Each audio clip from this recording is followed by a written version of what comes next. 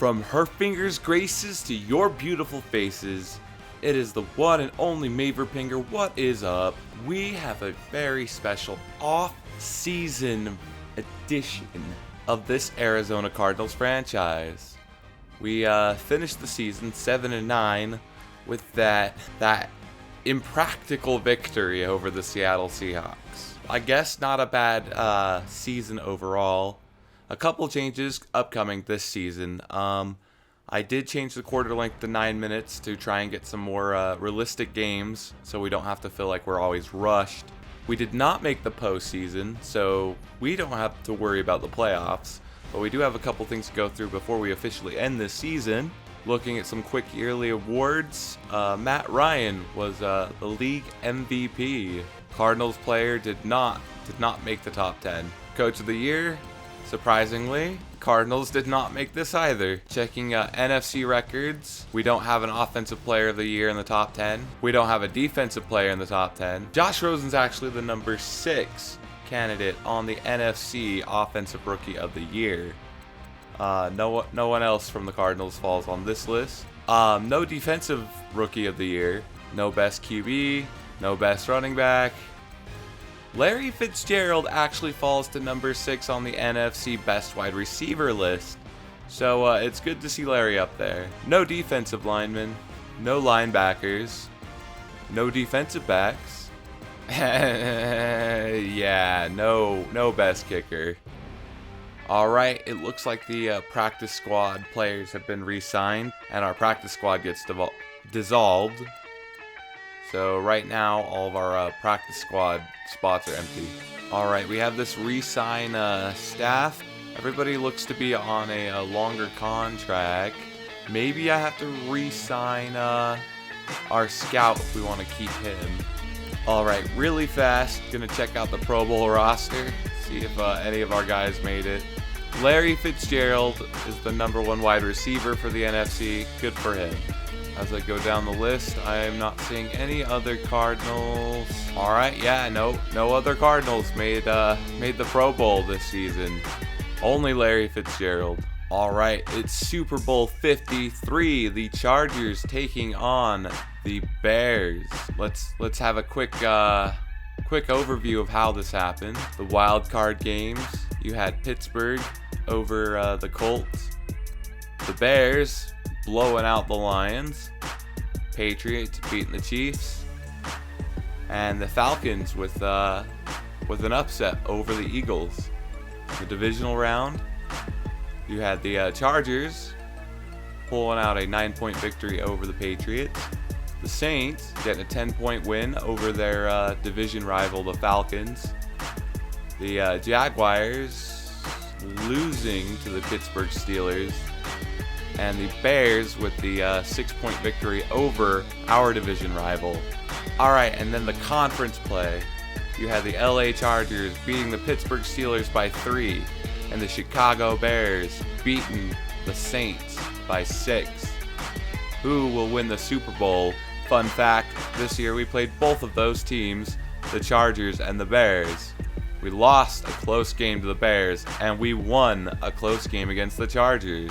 In another life, we could have been going to the Super Bowl. Before I sim on, I want to check out some stats because I feel like if I sim again past the Super Bowl, I might lose the opportunity to look at this season's stats. I didn't do Rosen a lot of favors. 14 touchdowns, 32 interceptions. We're going to work on that. Rushing yards, David Johnson didn't get too many. Sadly, I kind of hung him up to dry too when things got late. Rosen got some nice rushing yards though because of it. And they actually both had 4 rushing touchdowns. Oh boy. Larry Fitzgerald had 1,326 yards, 5 touchdowns off 118 receptions. Definitely our MVP from this team. Rashad Perryman was my only real acquisition this season. He had all 9 receptions, but that was for 208 yards. If anything, his average kind of tells us that he was the spark player. He only had the 1 touchdown, but that was still probably one of the best touchdowns of the season. As far as the defense goes, interceptions, we had had some. We could definitely see our numbers are kind of down, which is a good thing because that in theory means we weren't playing a ton of defense anyway, meaning we either kept the ball on offense or we kept the games kind of short. Patrick Peterson had 3 interceptions. He should have had an interception for a touchdown. Buda Baker, 3 interceptions. Maivrpinger, 2. Trey Boston, 1. Jamar Taylor, 1.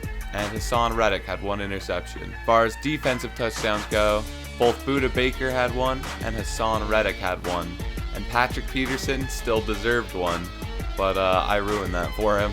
Alright, Chandler Jones led this team in sacks with 4.5, followed by Robert Kemdici at 3.5. Rudy Ford had 3, Hassan Reddick 2.5, Corey Peters 2.5, Deion Buchanan 2, Antoine Bethea 2, Trey Boston 1.5, Patrick Peterson even got in on the fun with 1, Marcus Golden 1, and then lots of .5s. Time for the kicking stats.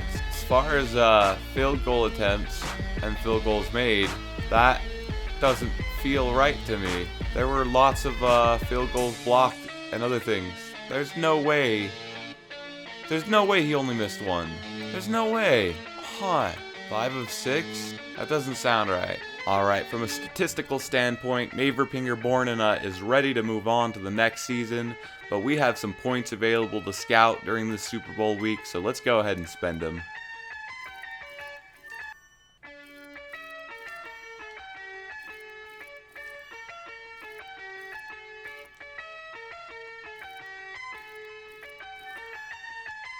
Alright, I've spent the points this week. Now on to the off-season. Alrighty, this week is a very critical week. We have one more chance to re-sign these players. This is where we get to use the franchise tag on certain players, if we so choose. David Johnson, I will go ahead and franchise tag. It's not my fault, dude. I told you I was going to. Unfortunately, that means I can't do anything with Ricky Seals-Jones, but hopefully we can fix David Johnson's contract, and maybe we can re-sign Ricky. He's still only a 76 overall.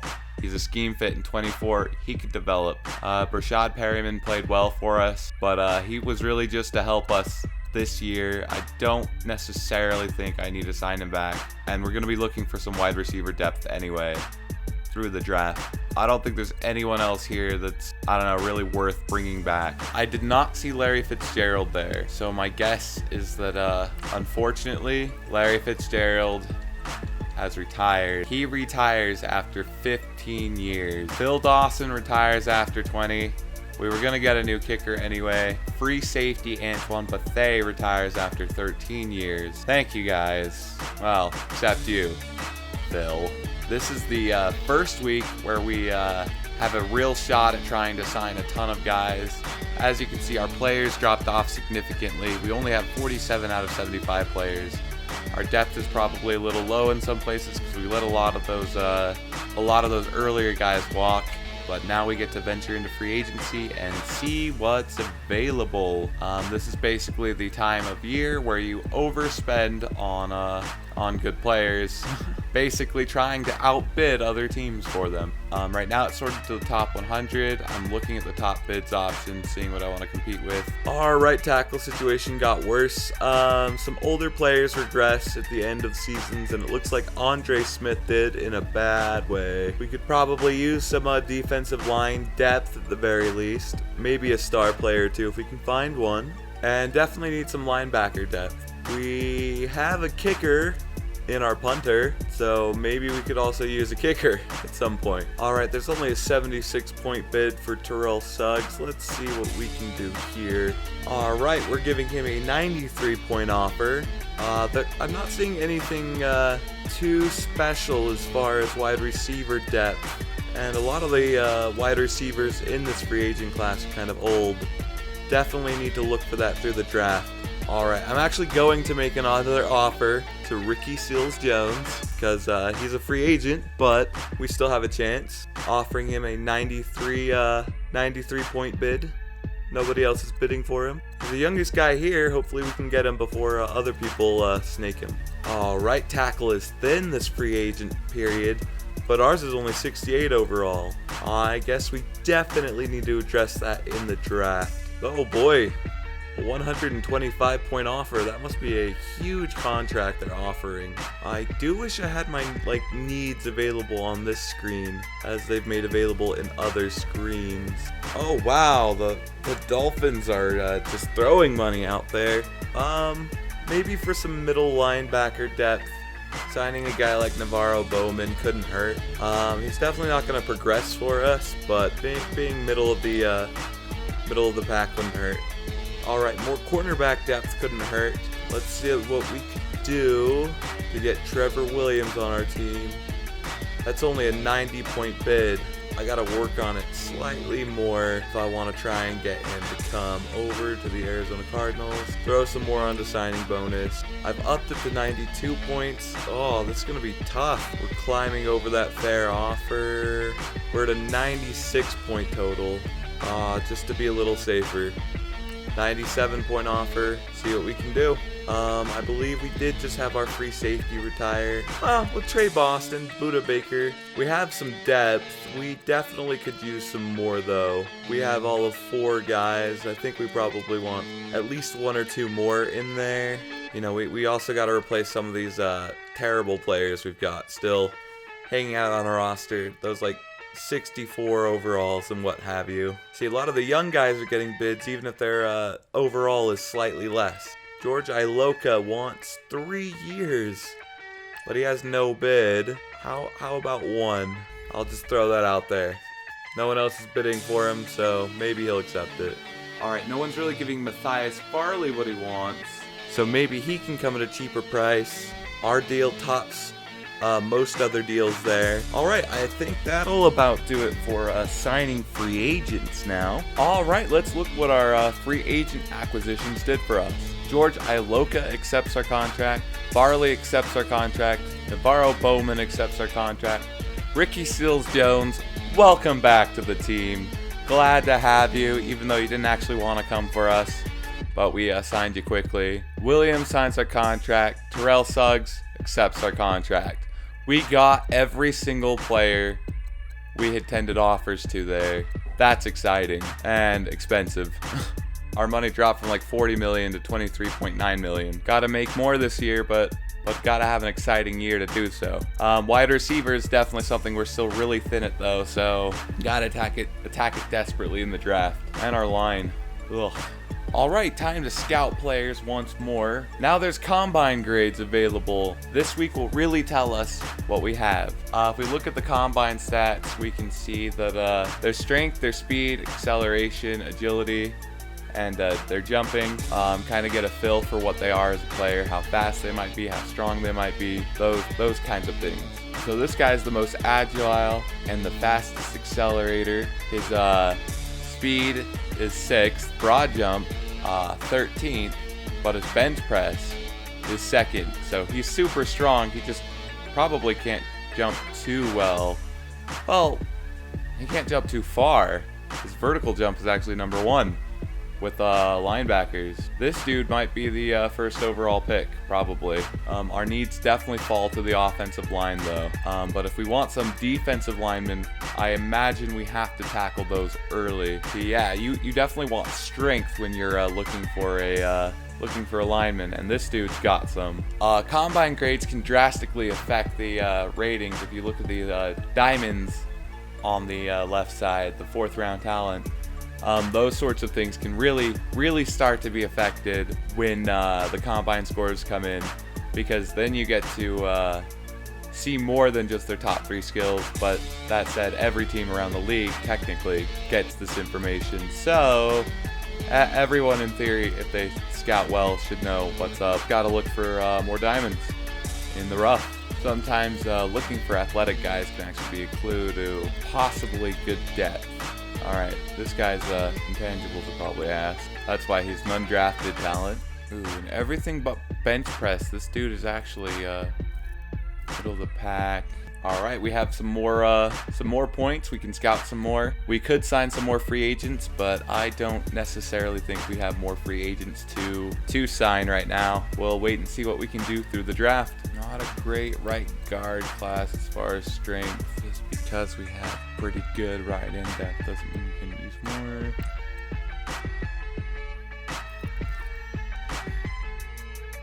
All right, we're moving on to stage 4, 1 week right before the NFL draft.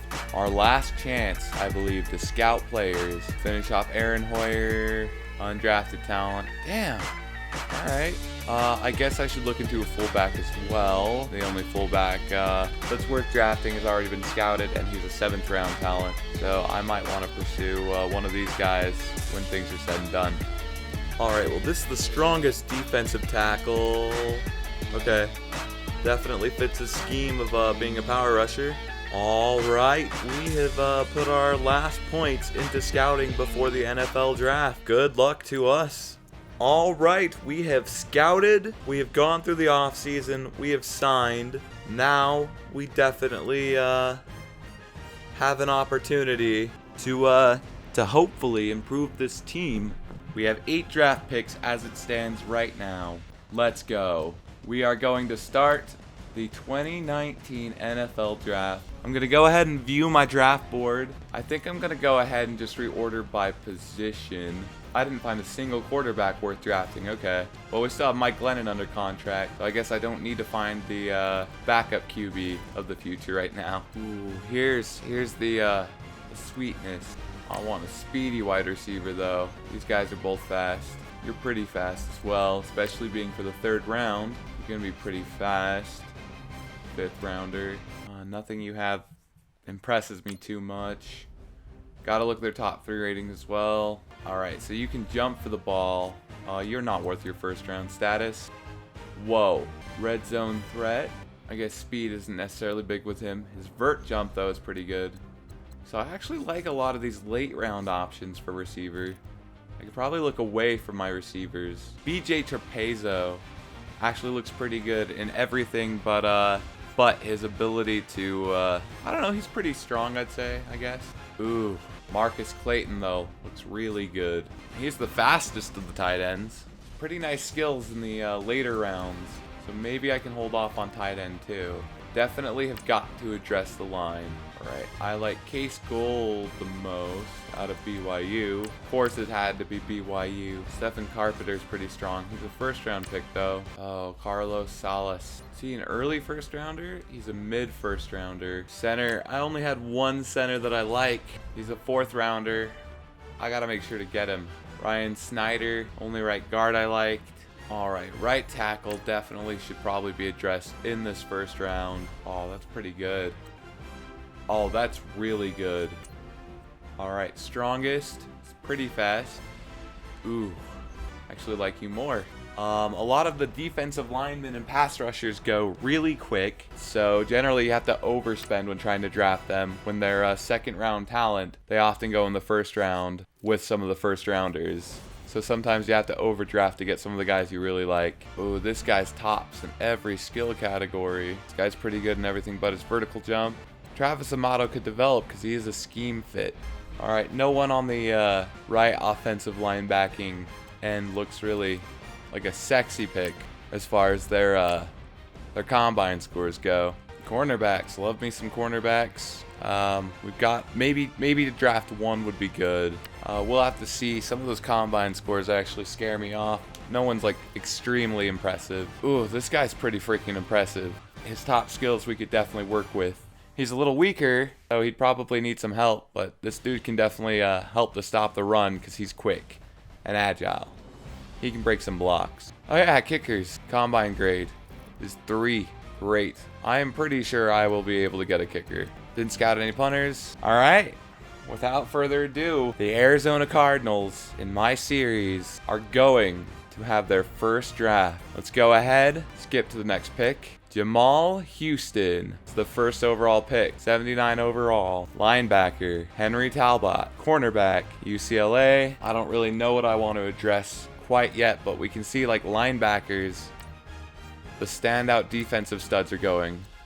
Alright, there's the 1st wide receiver off the board to the Seahawks. Defensive tackle. A lot of your really good defensive players go quick. Charleston Lake. All right, the Panthers get a fullback, 80 overall. Corey Haddad, right tackle. Lineman's already going off the board. I would like some linemen to be around when I'm around. Niners pick Dixon Kalkrick. Some good players are going off the board right now, as you'd expect in the first round. But now the Cardinals are up. I would like to review what we can do trading away if we were to trade back in this draft, because I think this draft has some late round potential. All right, no one's really offering us anything too great. Lots of next round pick. I want to compete next year. I don't want to say screw it for 2020. Let's look at my draft board. Alrighty, everyone. I believe the first pick, I gotta go with my gut. We gotta fix that offensive line. I've been saying it all season. Let's welcome in Carlos Salas as our first overall selection. 82 overall. He is ranked number 2 in true talent, meaning he's the second best player in this draft, and we drafted him at number 11. Folks, this draft is off to an amazing start. We just got an incredible player. That's awesome. Welcome to the Arizona Cardinals. Alright, we're going to advance to the next round. Now some players are coming off the board. Next pick, let's see how the draft's kind of going. Receiver, quarterback, that's fine. All the QBs were ass in this class. People are finding some 75s, 73, 75, 73, 71, 75. And the Arizona Cardinals are on the clock. Why the hell would I trade back in the second round for nothing in return? That's a stupid pick. All right, let's go back to the draft board, see what I got left. All right, I got 53 guys left on my draft board. I can definitely make a pick here instead of just trading away. All right, sometimes you've got to overspend in these things. Eric Heimberger, B's across the board in his top skills. Everything he has is pretty livable. 20-yard shuffle is kind of his worst thing, so he may not be as agile per se. Only 22 though. Hit power, he can shed some blocks, he can tackle okay, he can definitely develop. Best player we got going for us. Fact, let me do the risky thing. These second rounders, maybe I can pick up some draft picks. I actually like this draft class. I'm gonna pick up the Broncos 3rd and 4th round pick this year. So I'm trading the pick to the Broncos. We're gonna head and skip to me because I'm impatient now. I haven't picked in a little bit. Lots of players are probably gone. We're in round 3. Now I've got 2 selections this round, 2 in the 4th and 2 in the 6th as well. I did give up my second rounder, but I should still have some good players left on my board. And we were going to draft Eric Heimberger. He's still available to draft. Let's get him. He's a 75 overall, but star development. And he's a scheme fit. Number 41 in true talent. We draft him at 66, and we traded back to get 2 more picks, and we were going to draft this guy anyway. Folks, we're having a great draft. 2 picks in. And we've got another pick this round. Alright, the Arizona Cardinals are back up. What can we do? We need to continue fixing the line. Case Gold from BYU looks pretty good right now. He's a late 3rd rounder, but he's got some strong bench. Strong 40. He can't jump high, but who cares? He's a lineman. Protect me. That's all I care about. He's 23. Let's go. He's a 75 overall. 51 in true talent. We got him at 75. Another good player. He is a normal development player, though. All right, we're in the 4th round. What can we do now? Marcus Clayton looks pretty good. Late 4th rounder, but he doesn't have a combine score under 10. And he's one of the fastest. He's a vertical threat, which is our scheme match. His top skills aren't the greatest, but he can definitely develop, especially being a scheme fit. Marcus Clayton, welcome to the Cardinals. Oh, he's a 71 overall. This is our first technically bad pick. He's ranked 127, and we got him at 98. Reached a little bit, but he is a scheme fit, so he could probably still make some sort of impact. All right, 1 wide receiver I keep finding myself looking at if he's still here. 5th rounder, Allen Riley. Number 1 in speed, number 3 in bench press. Dude can catch, run routes. I don't know. I'm excited. Allen Riley,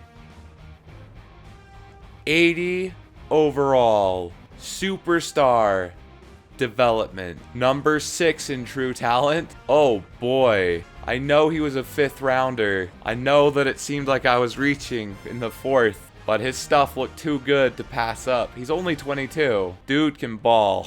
His speed is a 98. What?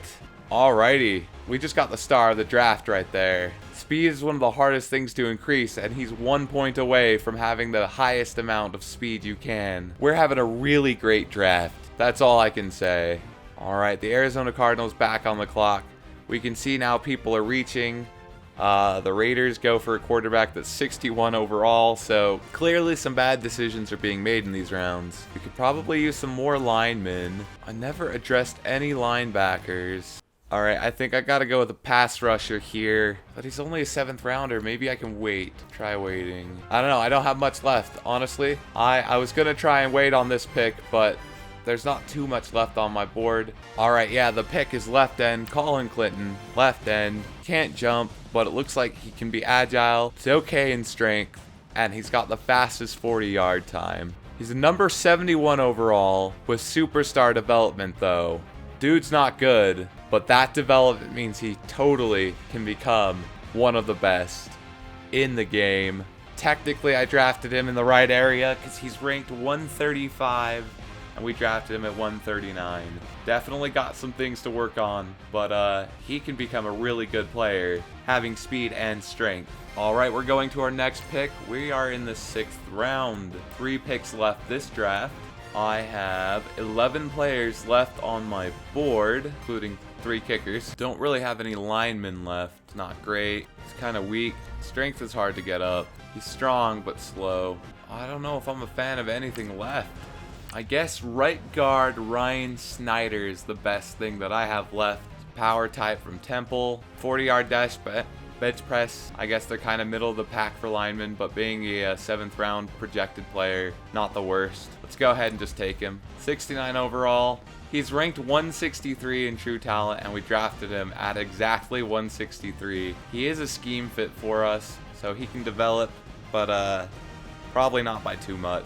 We're going to go ahead now and advance in the draft. All right, ladies and gentlemen, I said it from the beginning. We got to get a new kicker, and here you go. James Rowe, A+ power, B+ accuracy, F awareness, but that's okay. We can fix that. Let's go. He's a 79 overall kicker, as good as Phil Dawson, except he's a rookie and he's ours. Number 15 in true talent, and we got him at 171. Mind you, I knew we'd be able to get a kicker late, but I'm kind of shocked that he fell this far. I'm happy he did, because I wasn't planning on taking a kicker early. I was going to go with the undrafted guy, but I'm kind of running out of picks to make anyway. All right, we have one more pick in this draft. Let's go ahead. I'll look at my board real fast. Yeah, I don't want either of these guys really. Well, maybe Dalton Worthy. What kind of offers can you get for a 7th round pick? Who wants to trade me a lot of picks next year? All right, nobody wants to trade me a lot of picks next year. Some teams just want to trade me a late pick this year, like a direct swap, like I'll move up, you move down. I don't know why the computer thinks that's a good deal. We got some good value in the 6th round, so I guess I'll go ahead and trade this pick away to the Cleveland Browns for their 6th round pick next year. All right, ladies and gentlemen, that finishes off our draft. We will now advance to the end of the draft. Go ahead and quickly recap the draft. Carlos Salas, 82 overall. Allen Riley, 80 overall. James Rowe, new kicker. Eric Heimberger, right end from Arizona State. Welcome home. Case Gold from BYU. Better protect Rosen. Got ourselves a tight end. Another vertical threat. Grades are kind of lackluster here, but hopefully the development can be there. I would say overall a pretty successful draft. And the 49ers, how well did they do? They got a halfback in Dixon Colcrick, 79, 77, and then their drop-off is pretty quick with their draft picks here. They actually got him in the 2nd round and him in the 4th. They tried to find a quarterback of the future, but unfortunately this was not a strong quarterback class because I was trying to find a strong backup. Seahawks draft three pretty good players, I'd say. They look like they were also looking for offense, grabbing a quarterback, halfback, 2 wide receivers, and a right guard. only drafting one defensive player. And then the Rams had a terrible draft. They definitely drafted some protection in left tackle Garrett Martino, but the fall off is quick there. It's always nice to see that you had the best draft of your division rivals. Do that for a couple of years, and you start to become the better team. It is so nice to see on kickoffs, our kicker is actually going to be kicking off the goddamn ball. Alrighty, we have some people returning from injury. AQ Shipley has returned. I think that'll wrap up the draft episode. We are officially done with our off-season episode. That was my first attempt at doing something like that, talking about my thought process and whatnot. Haven't played too many franchises, haven't gone through a ton of drafts, so to have a really successful one is a pretty great thing, and I hope I can do it justice. We're about to enter Season 2 with this team, and it's exciting. Thank you all so much for watching. Please leave a like and comment. Thank you so much for watching. And remember, Jesus was born in a Maivrpinger.